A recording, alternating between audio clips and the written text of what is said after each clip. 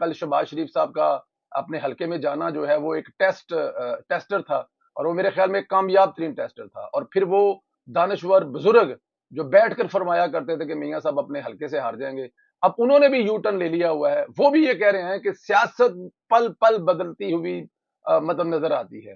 तो जो मैंने कल कहा था, जब उनके एंकर ने उनसे कहा कि जनाब किसी एक जगह पे टिक तो जाएं, तो उन्होंने कहा नहीं टिकिया जांदा, नहीं टिकिया जांदा। मैं की करा, नहीं टिकिया जांदा, क्योंकि नवाज शरीफ लोगों के दिलों के विच है।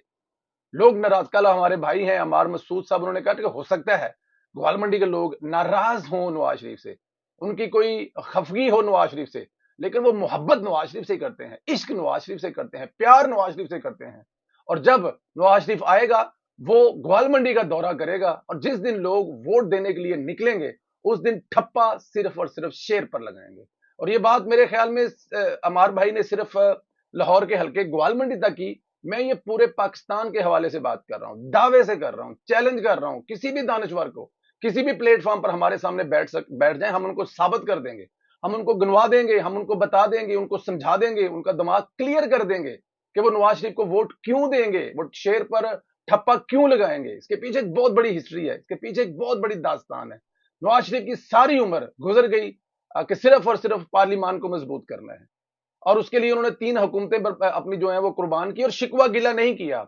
और फिर सबसे बड़ी बात है, वो 3 हुकूमतें जब कर रहे थे, और हुकूमत के जाने के बाद उन्होंने ये नहीं कहा कि मुझे काम नहीं करने दिया गया और मैं कुछ नहीं कर सका आवाम के लिए, नहीं।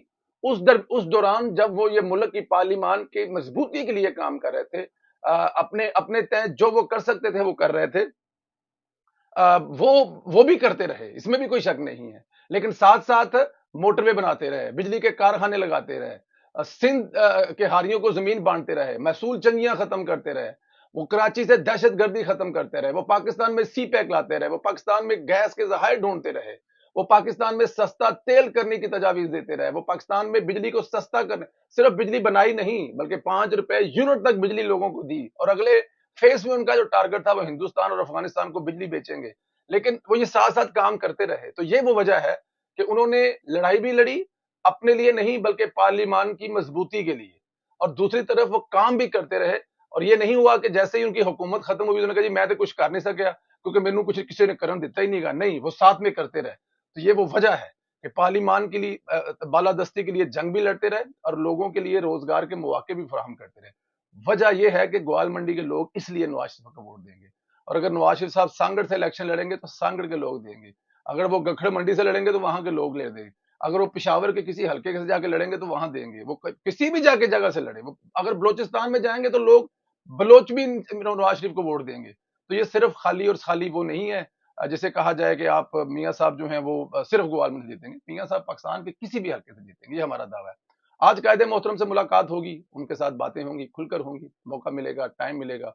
बहुत सारी तजावीज़ जो हमारे दिल में हैं, जो उनको एक अदना कारकुन के हवाले से दी जा सकती है, इंशाअल्लाह ताला वो भी देंगे। हमारी दुआएं आपके साथ हैं, आप सलामत रहें, खुश रहें, अल्लाह पाक